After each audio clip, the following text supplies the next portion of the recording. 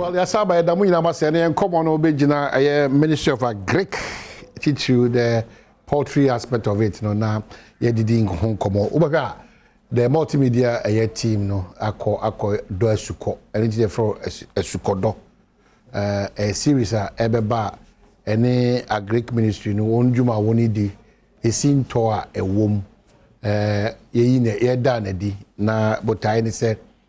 You better say one bit me a shemukina na fe etimi aboama bibia etimi akonkan e de amount. Yakwa boachwa ni team they wanted to media about. But before that, remember if you say be a proud Hafonian into the pledge for the Hafo society.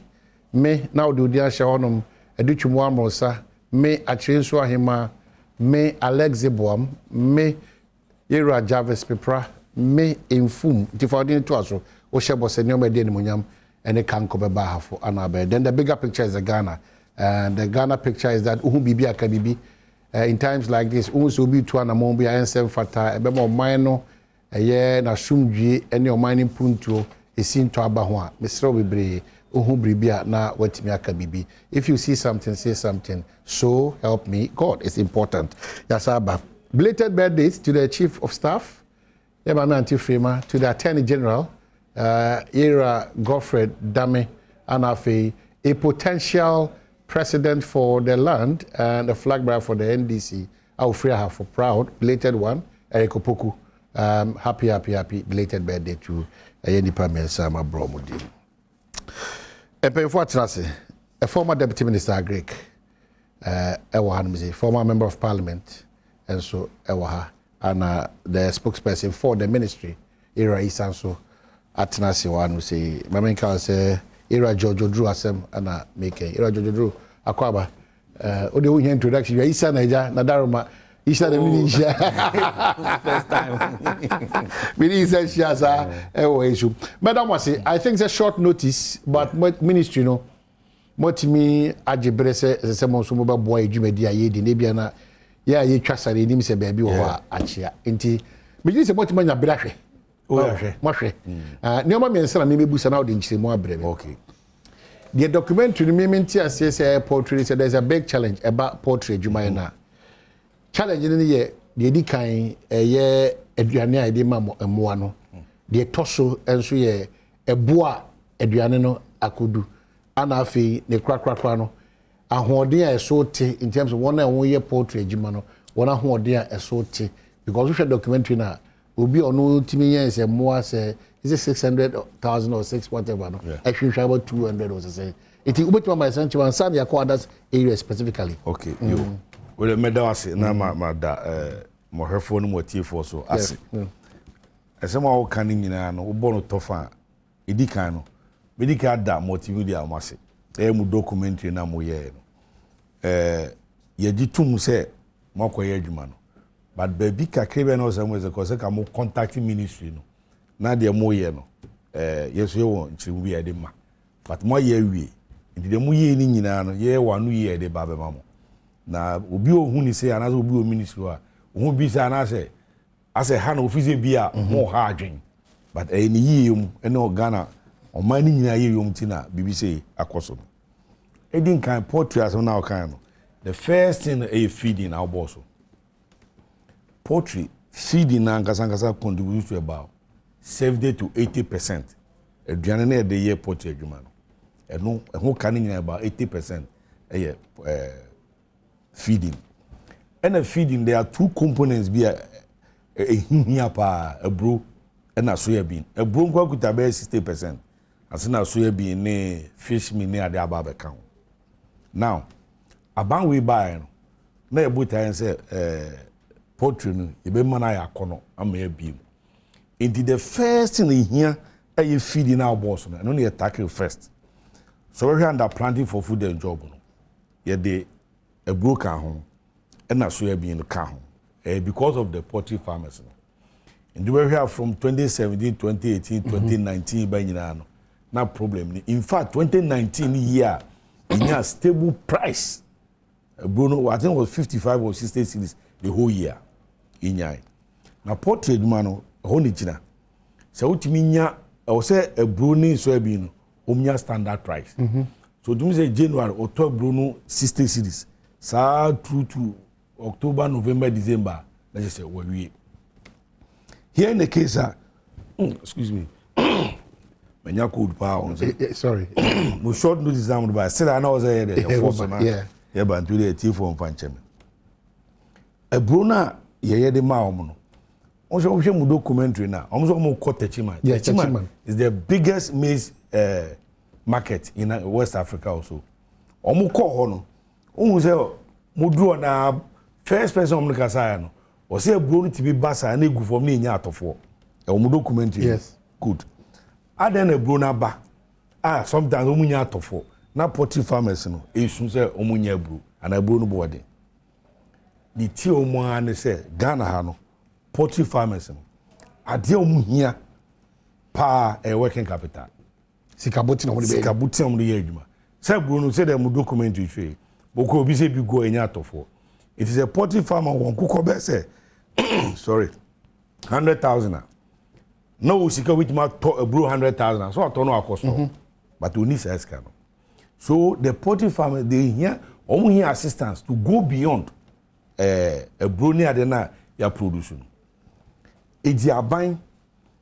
Nancy say finance minister at the program be by na friend about Tampake. And about Tampake no Minister of Agriculture portion minister of free poultry farmers in Nina. And I catch almost say wa oye poultry no a wo hia mo ano ko no bankers nkasa na busia bia wo hia de be adwuma no koje na interest na wo ho no aban be dey e be fa asa to poultry farmer koje busia no wo bank na aban interest na be so no na bra asa today the power ko grant me my back former deputy minister patro de oka bia na eye bedwam dwumadi na oka wase tio and person who said the okay bia for the records there the okay bia person who said a quite the whole world the okay bia no mami sisu bio me say minister o share poultry farmers no leadership no and I say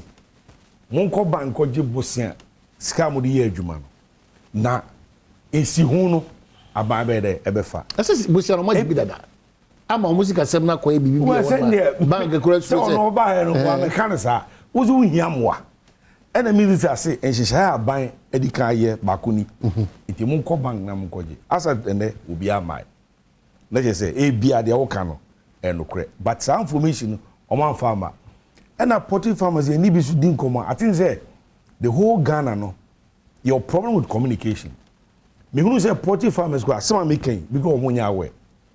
But the whole Ghana Poultry Farmers and Minister share leadership.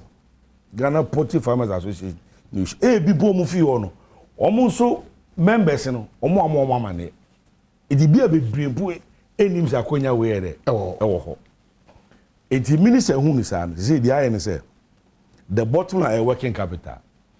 And a Ghana has a dear a yaba occupy the financial sector, no banks, no. Omumu kita udie ne akuafo no enye kura wo de opa ko bank le ko jo mu loan portfolio omo de ama business people na share component a omo de ma farmers you see say be 5% isakura it emwa akuafo no it is a sadia solution ministry no yehu ni say now no see share poultry farmers leadership no ya kire omo say every year bro, how many metric tons and here for your industry for the whole year? So you busy say, for instance, maybe the whole Ghana poultry farmers only here 200,000 metric tons. A same count. No here soybeans 100,000 metric tons. Ne boy say, if I say in BCBA say 20 million, 5 million, whatever ABC no. Maybe the amount dream no. I don't know minister say what do I always say, man. I was a bunch fiska. Now otosa animal near store near the go. Fortunately for us, say a warehouse will be a go. Yeah, but warehouse also because warehouse so is captured in the documentary on this matter of silos. Much as a lack of proper maintenance and care, no, and also another matter cry. Silos in 1960. No, but you ever said very good. Yeah, what do you ever? It is very fortunate. Your baby at the bed, it will go mom. No, ministry and as I buy, I say, sa stock we. specifically for poultry farmers. So what I say. Now Ghana your budget no any animal no and so. And what minister has done since here and say, yeah, Grains Development Authority. I have a co-parliament. A co-munya approval. Omujumedi minister. Baby say cocoa board. Now you have the warehouse. So that authority can borrow on their balance sheet. And on our core bank also pay $1 billion. $1 billion cedis near their man. No, they are taught a bonus will be in a go. So that you are specified way for poultry farmers. And the poultry farmer bia. Say they say more problem with working capital. Okwa me here 10 bags. No no the call, no tracker. Because Emma say poultry farmer will be say 50 million that how the be this man. Yeah, who say omo no here that's gone beyond. And now Jumedi any DSA they bomb are more because of working capital we are making. See I won't say there's a restriction on soybean bro export to Nigeria. Mistake here and say you need problem with production organs say you produce a bruno beyond our consumption rate. It is about self-sufficient with bruno soybean. But mistake here is you produce we are here we say WTO ne ECOWAS one. Near me neighboring countries no am be fed nyina no me call. See the restriction by opa call up north. Soybean na India for ne lead. I think the more documentary be on that. Joy, yes. Yeah. Export. Export to soybean is over $100 million. As I say. Argentina, Ghana, poultry farms almost munyebi. See India for number any 5-6 government 7 cities. No at all. Me Ghana ni ya me kwedi. Me 5-6 or the man me 4 kra. Eno kra no. Omsane ekura for no court them say omo fan free omo. Which they've done so before previous years. It amwa e do no kwedi no anema no guo na obi aba okuteska no. Now see me fan free a omo na e wo a kede ne besi.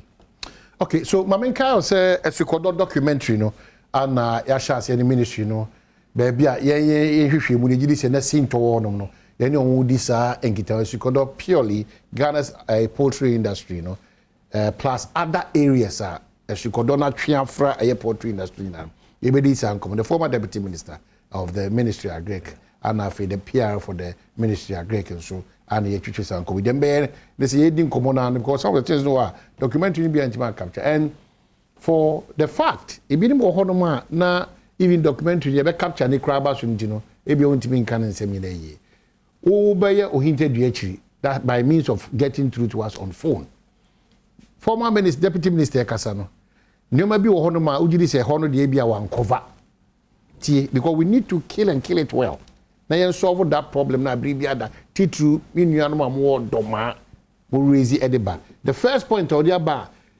what can be Matthias and say poultry farmers for share mudie bia minister ne mo mpanyin focus share no akwanya beto ho ma mo say ko wa bank ko ju sika botina person de ye adwuma ehun si hu no aban si wa fasa insi hu no as we speak now either say mo ante ana dodo na ehun sa akwanya no nti that offer no kra no edampan ntimi ansi aga de to so biem no de nchiremu ba Lebanese for ne Ghana for dwa so edwadie no or the 4 and 7 cities aye emfato no ene ebi edi free na ebi ede ye other movement no enti ye behwe wasmaka de to so biem ye Ghana timi export to sa grains no itimi nya mfaso almost 100 million or over 100 million USD dollars clearly chira say and now there's a problem either at the ministry or with us as poultry farmers no so which is which ye this ankomo we are betimi so abadwen here on 0302 211-701 equals 4. Be specific with the conversation we're having.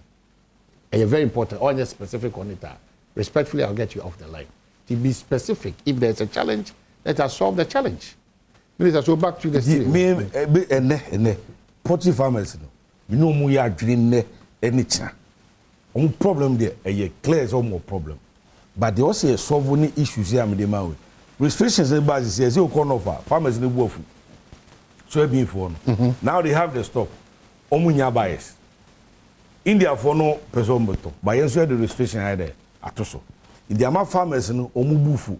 Ti anye careful no omubufu na some say next year you ndua ya so be hye so the best thing is one the banks should be flexible with the especially poultry farmers any processes soybean processes the bottom line in your working capital na make but a buy cannot go beyond and give out money now poultry farmers now more request back who say almost a subsidy on their feeding Nyanti suobi abai so masika yeah but over kaya the production of the nema na dey feeding abai the can subsidize or must subsidy of the inputs seed ne fertilizer no to produce to get more now if got ya hanya more no enti poultry farmers person almost koto wi a yenza more subsidy or o se na ko double yeah pese gina Ghana poultry industry double say the hunu say problem ni nyina ye working capital no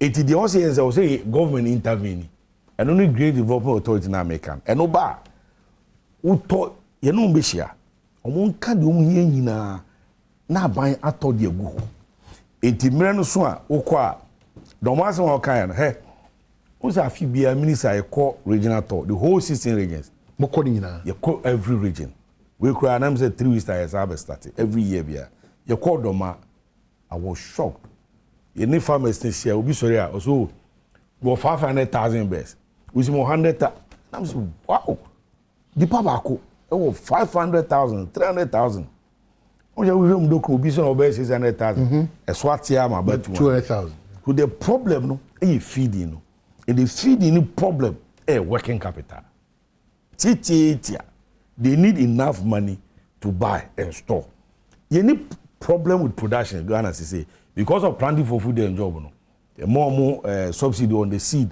subsidy on the fertilizer near there another issue is so am no cost no e hard no cost of production over cash is here me say me car me use first time me top petrol 5 cedi 50 pesos per liter and then 9 cedi 35 pesos per liter baby 10 cedis per liter it is a bono tamale na first no at wait a coffee fit tamale e dey about doma no je 10 cedis per bag say obeji 20 cedis per bag okay yen na ho dey say yen ministry new form so yen Greek ministry like how can go ya Greek home ya adwuma ne say production e ke produce aduane wi no you ani kiapon it ye kwan na yen na mo agri business ne kwan na yen ne other sectors for instance fertilizer uko bob fertilizer so yen ko fertilizer smuggling ya okay ya be ba minister ya be Frank Machia pom ti say hello Frank Machia pom ti say ma fagi ma jewe atumo so me poultry farmer e wodo ma eat okay that's one fie na ne minister small kan say a minister ne agriculture ne poultry farmers pen for go shia e ka say yan ko bank no ko di bosnia no that's me papa kan na me no kwani and see that because my friend chairman said I am Mr. Aqua ADS Abitan Hotel or see you she and see papa na kan do o my say can see o my who na see any pay for no why your friend Vincent Opon only president 45 association the whole Ghana now one cross check because the understanding is that Vincent Opon in paying for and a buy you can cross check from Vincent Opon so also be former minister say either say president and or the chairman what written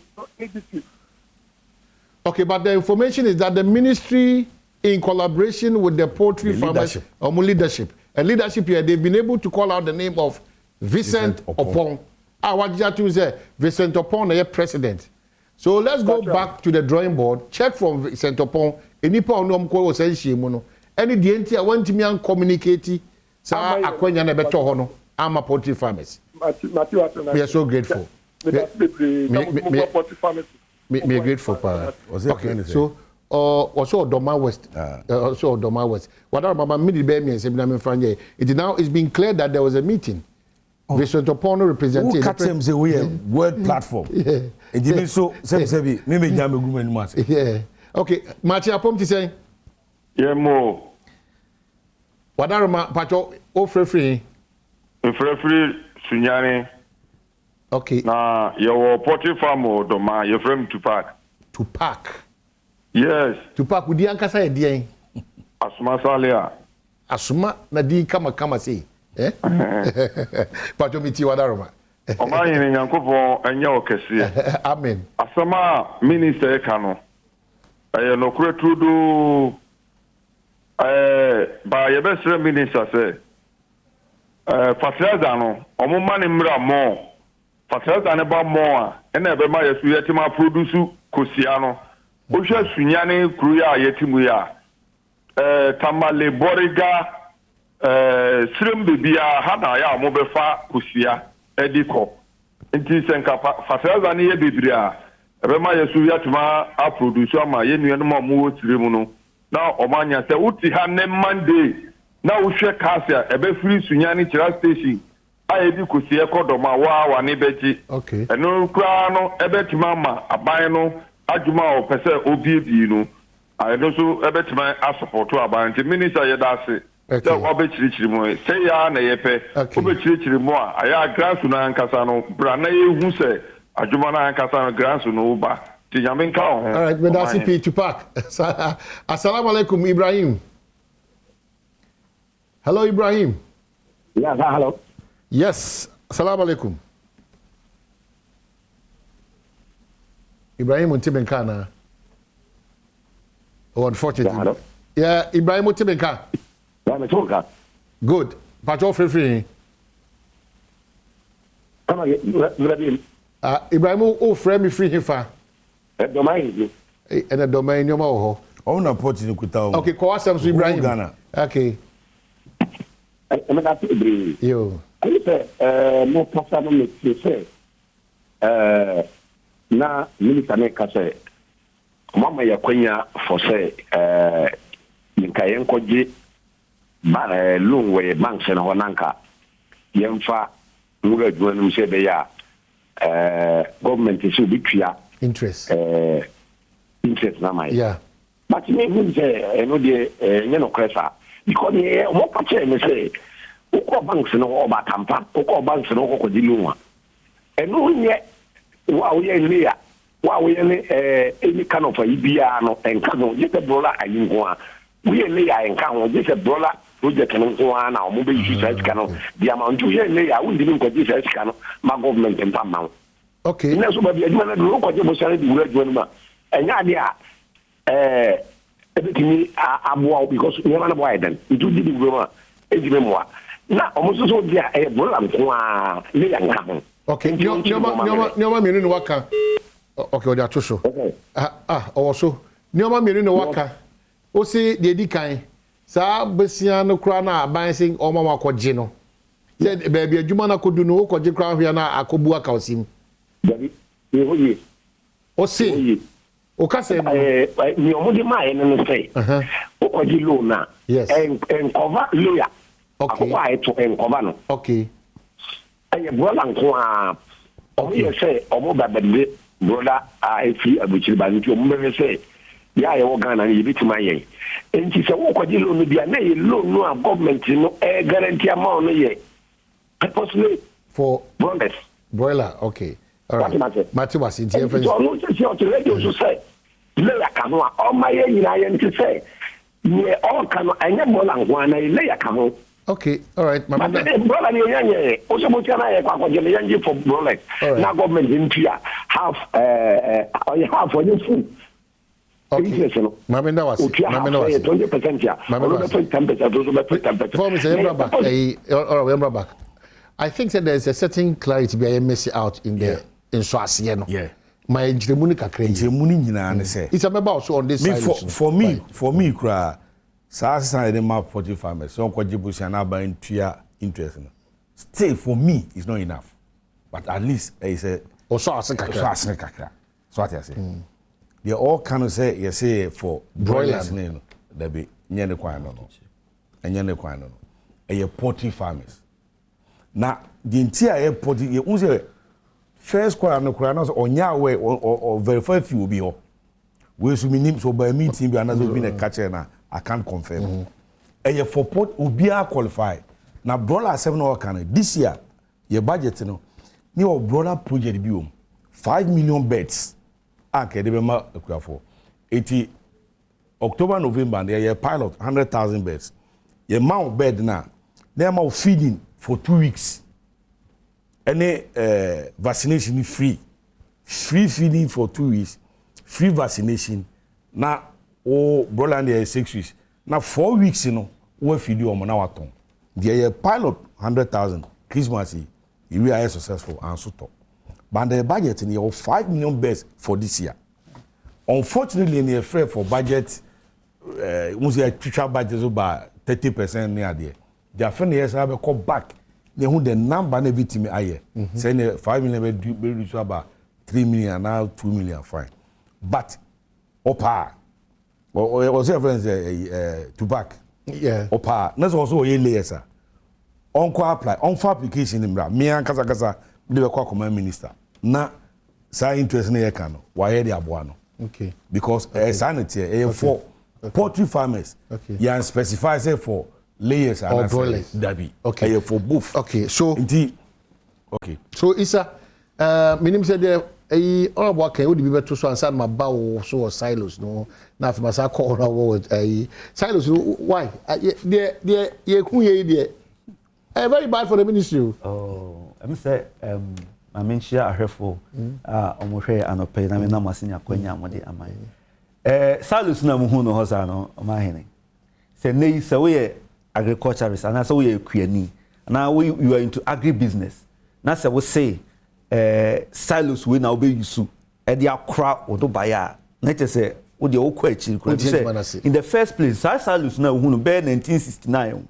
And ye basis you 1969 and you see your crown and near my candia na was sanke de ka ho e masalus no ye adwuma no it never got to start and some crown ya fa anya adwuma aha head anya adwuma crown sana ye de ye aban we eba until for a long time almost 35 to 40 years ni no enya adwuma da egu until enne na sebie nya do ya ba ya abafu kwanya ba ye timi de kra nua afei na ye san in fact it will cost more ebe cost more say ye be ye adwen say be renovate salus na de ye adwuma than to put up modern ones e be a warehouses ya abaya ene aban a share about 2017 say ye be see warehouse one district one warehouse no no ho adwuma na ye sisi ya salus de ene de o man hen say wo afei na wo kwa ye kwa invest in salus dia. Let us say who would hear question. If you say there's been a modern improvement in warehouses. So they are replacing silos. Warehouses. One district one way. In fact, you buy no. Now apart from say you promises you be see warehouses no. Now we say that cocoa shed for no more. Shed the beer. Now no we do crack cocoa but na egu. Into under national food. Cocoa you renovate 35 no 1,000 capacity in the meantime no emra na yenyansi warehouses no under the national food buffer stock system no old warehouses na cocoa for na abandon no you renovate ni na under the national food buffer stock na eno na ye be 35 into say the capacity be 1,000 metric tons and already now we had 35,000 metric tons.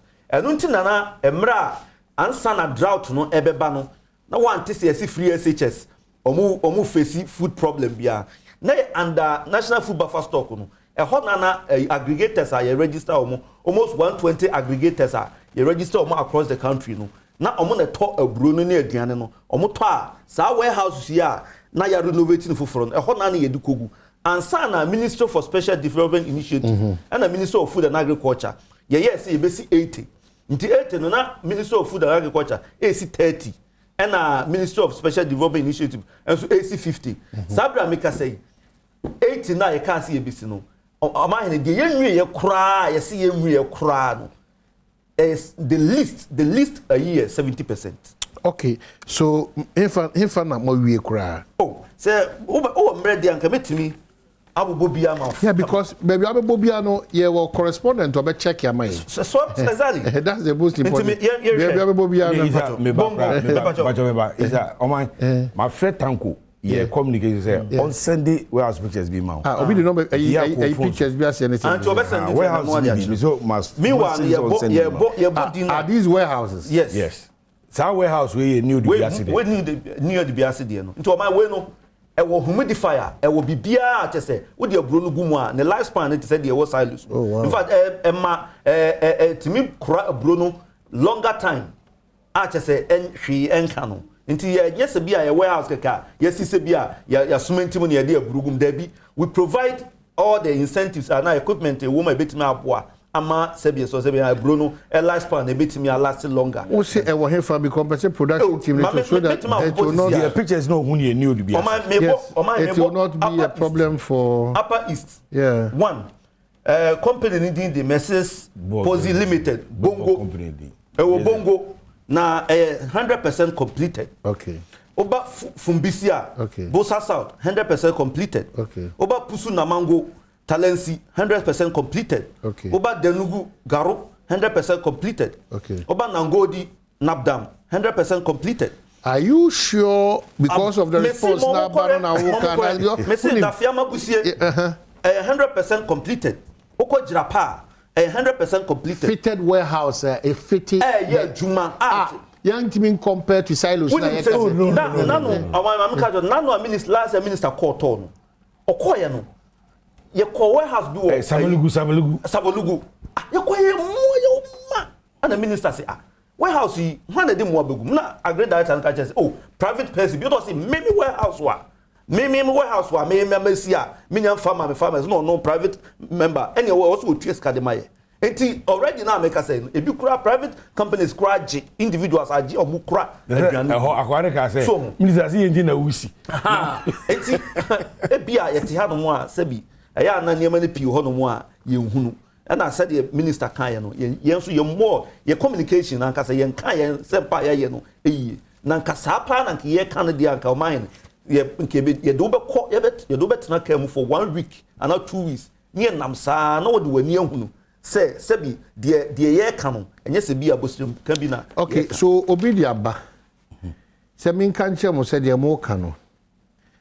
krato aso nkomo na mudi efise ekuafa wono wo mfie no omadwuma no kokko adwuma no ba na eba fom yeah say na omahe medical de problem ne kese pa no how to cater for the feeding no which is the working capital be ma example say mo documentary no kura no omo ko tachima market no the first person omo share no your bema o say abronti bi ba say na gu form a yenyo monto ena omo ko tachima no manga say bro no bi ni ho so mu document say the tapoli akataka ebi ho ba ebo ne bo e den ti e mo poti farmers no which me no mo ya adwen ba ne ma mienu bi o so mu hu cost of production ho na edu ye na o kate me no me ma example say ebua e ready otamale na say the batachima beton a first no se na ka ni 10 cedis per bag say obeji be say 20 and 30 petrol 170 fuel sem na akosoro which enya aban fault etieno no say bro na no turn first no not the G5 cedis a say over turn 10 cedis because cost of haulage no akosoro.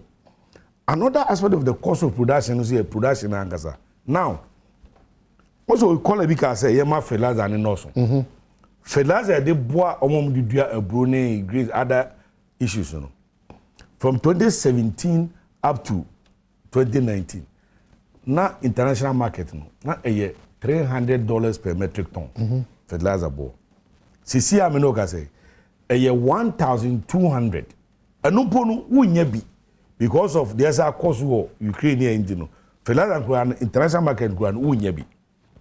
It is all here last 2 weeks. Was the minister share local producers of organic fertilizers? Last week Ukraine or some visited one of the factories. Ejam ko boni dia wa mama mi voice. Enka wa. Our visit to home. Now Adom for the chiko. Adom for ko bi. Hefa no. Akap. Okay. Ajinkutuku. Okay. And this say no. Minister try to encourage the local producers to do the organic fertilizer in Ghana. And the minimum we need in this country is 600,000 metric tons. But our capacity to okay kabuma in do say 200 kra. And nothing the minister share omono. No share no kajem say the obia bit ma produce bia capacity no mo twetwe na mo famra eno na be ma minister hu se wo emwa sei e do so de de o de so masre e give the poultry farmers na assembly there up to ne ene wo kire nyina me no mo ye one meta o mochi o problem no ano ehye egu o modwuma ti the best solution nane working capital tititia akodwuma se blog timi gu a na ye nyobi nto a na so ka se unya bia na je se ho no bibi wo ho na eskasem na o man so you two okra for you two okra so for South Poultry Farmers Ghana Care Program no ebi a me recommend you so mo nko bank na mo nko access bi no ebi aba be ka kire say banks no conditionalities no de ma ano she say the time has come say we need to have a conversation about it because now no minister at the best farmer award no Emma national best farmer no na ADB MD no tinchen o tichire na no ka kire ne say ADB for adwuma na ye de ma mo say butai titru pa esimoni so say wo se mo ye e de boa akuafo no muntimi ye ne papa wo if he say de bia no akuafo no koba be ka kire say eniema no hihye ya mo de egu kwan mu so mo emfamra ansana mo de sabisia na mo no eya na eson dodo enti sese no sabre national conversation no na wase yenya say ekwan ba so ne ye befa so a ye bema banks no enya arehemu say kuya na kuya ya benyame adom we have improved seas we have fertilizer say warehousing system no so aba opa won say for the first time you be a warehousing receipt system Ghana export Ghana commodity exchange asabra me kase kuani no obetimi de wo buro no ana wo mo ana wo soya bi no e de akọ Ghana commodity exchange na wakọ sell no wo nti sabre se ye wo sa fundamentals no ya lady a e de na e wo se ye na banks no ye omo revival omo system of omo disbursed loan e de ma particular akuafo de ya no omo suro ne se omo se ya na kua no risk no so because any na no te ya bird flu by nti say bank no fee say or the busia na makuani na say bird flu no ba na say kuani no poultry farmer ne best ni na ahia na ede na obeye eno so na yese be mu say we kuani we poultry farmer we maize farmer we rice farmer I was also drilling insurance system what you say I was also who say ade na wo ye no a business na wo ye and you have to insure your farms. It now no say bird flu buy any ade say wo insurance system a wo hu say sa emwa na wukum ni ade nyina wo insurance company betima akova ma eno no de enye aban no na be dey ebeboa but aban no titie ne say ministry no enhye ne say obeboa say ebia abura ohia soya bi na ohia o ma ye ba afoforo no before ye ba 2016 and 2017 no na soya bean ne produce almost just 100,000 and now make us say on the average so we smuggling every month 225,000 metric tons and you produce no my na mentiasie so because the picture mo painting here a positive progressive ministry the reflection on on my the make can say the minister can share mo documentary na mo koye no na it came to light say almost 168 billion Ghana cedis ewo chirepon nko yes export alcohol smuggling of soya bean and no ministry no ye de ne say agric ministry ye de ne say be make sure say production no akosoro per our figures no the whole ministry ye wo district bia until every week come markets e could take prices e could take stock of what we have. And then may say almost 225,000 metric tons. And no on the average, because bedroom be nebu brosa. Nemo no the question is, say you produce we no soya bean for instance. O ma say one process it, one find your pot, won't me find your view. Soya bean won't me and no and say the brubia or no idea. It is a honum sana. Kuani no ti o moka na. Won't me moka. I was what so young comra. Now the ministry is positive. Yes, I know we are stakeholders. Yes, I am BBB or young Combra. Yakoba, the way forward for a sukodo, in particular reference to the Ghana poultry industry. No, and a lot of poultry farmers and so, a lot of text messages and so. But in fact, amongst them, we say a normal bonus skyrocketed 300%. That's true, right? Yeah. Almost it's funny. It's almost as a result of COVID.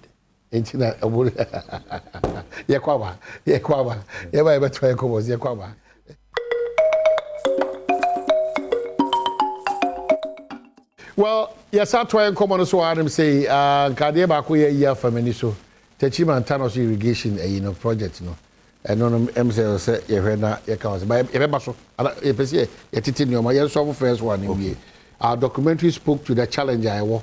How have we been able through communication to pay? Dear hope, now we use hope where there are more money, sir. The same minister, yeah, Greens Development Authority. Yeah, research in it, the course in who's a scarcem. So, but me, I will never, blame Poultry farmer be a da. Say we all know, yes, there be a human as and a nipper and so a dorsal. Poultry inquire employment a cretino, and yes, small. They acquire more human there be.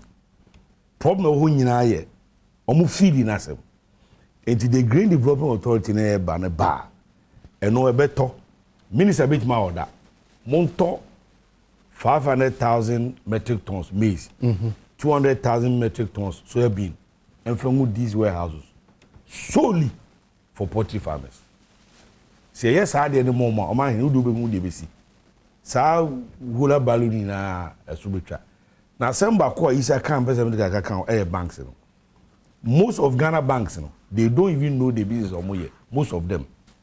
Because agric is a time bound. Since here was your rainy season.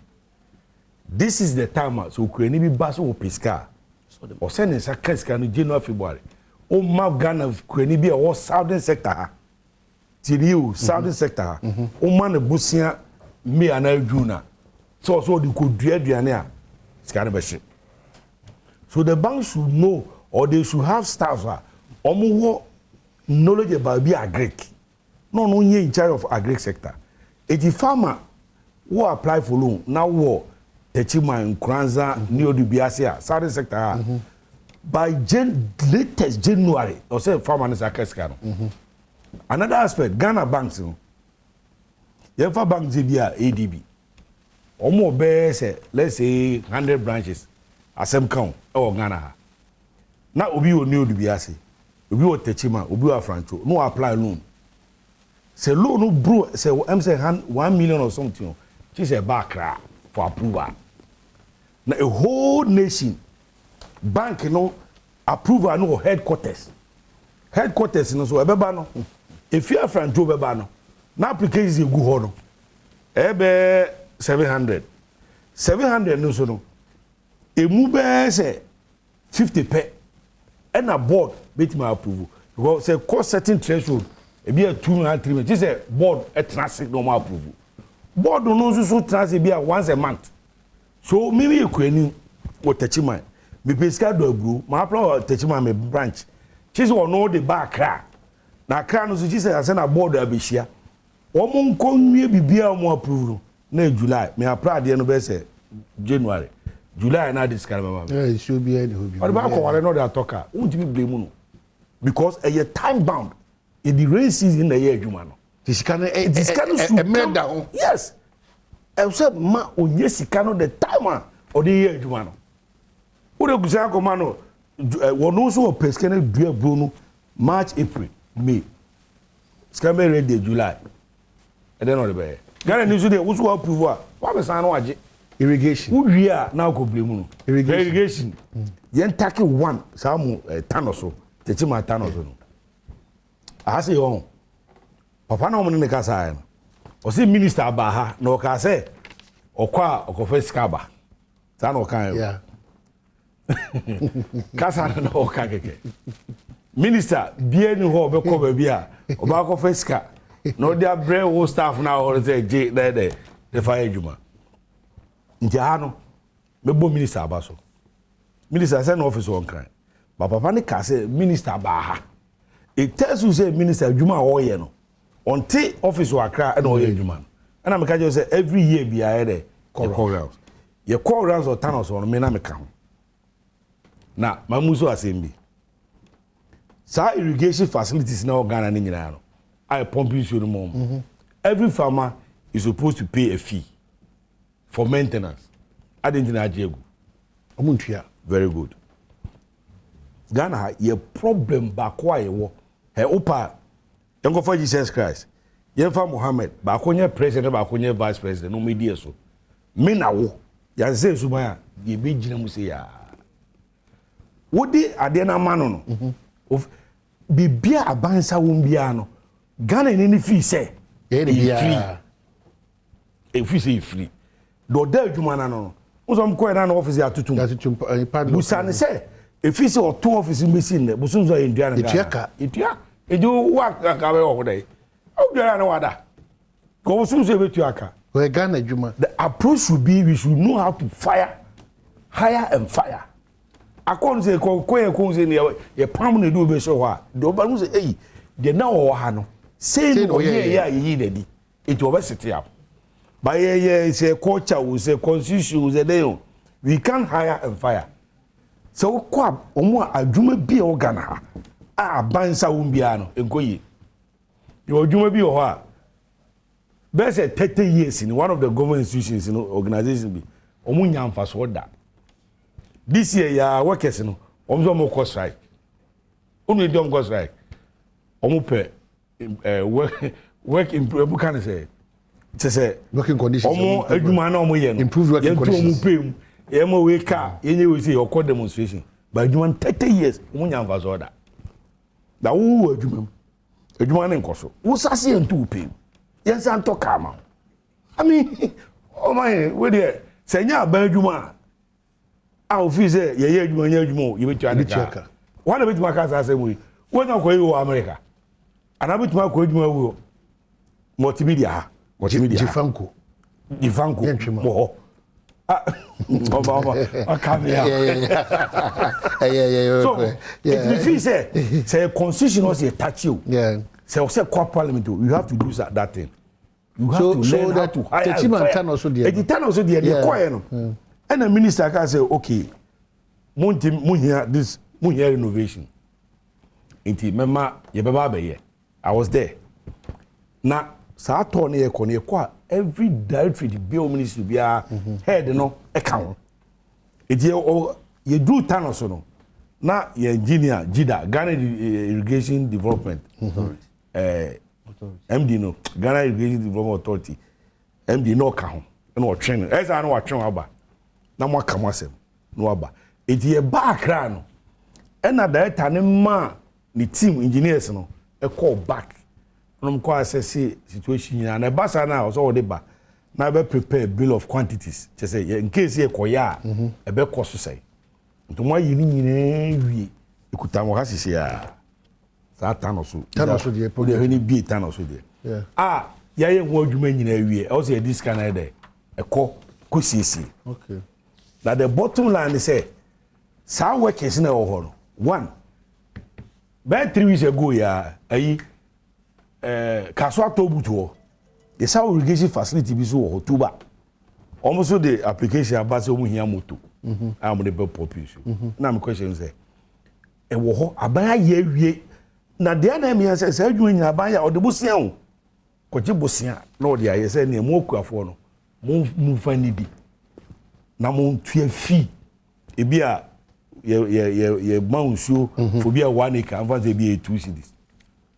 Na Ghana kuafo no I think they say no mukasa say dwuma na wo ye no e business e no na wo survive on it wo hwe ma ye yi a na wo survive na re e koso wo pompi zo no na de bia Ghana ni bia ne hwe de bia me ni bi wo pompi so aton ayo dwuma anya sika ton wo fi na obetu na de repair pomp na ma no so e ya aban na be ye edino eno ano no so media for me be say mo pa mo for Jesus Christ ni Muhammad ba kunye president ba kunye vice no mo nie so ya ansisa yesuba it's a wrap up ma akua me hu okoduru tanoso na wo passionate pa ma men kan kire ne nese nyame adom tanoso irrigation no status is here and say it has been selected to be rehabilitated under the Food Systems Resilience Program.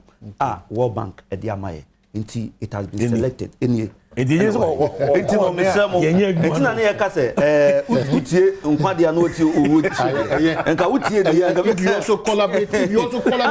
if you also collaborate with us. Don't go that time. No, don't go that time.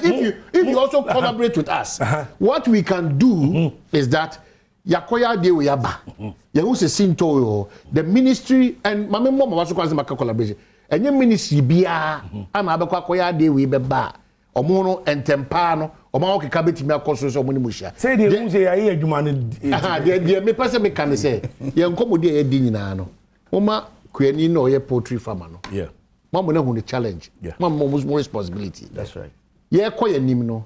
Most one I'm home 20 seconds. Come on, but yeah,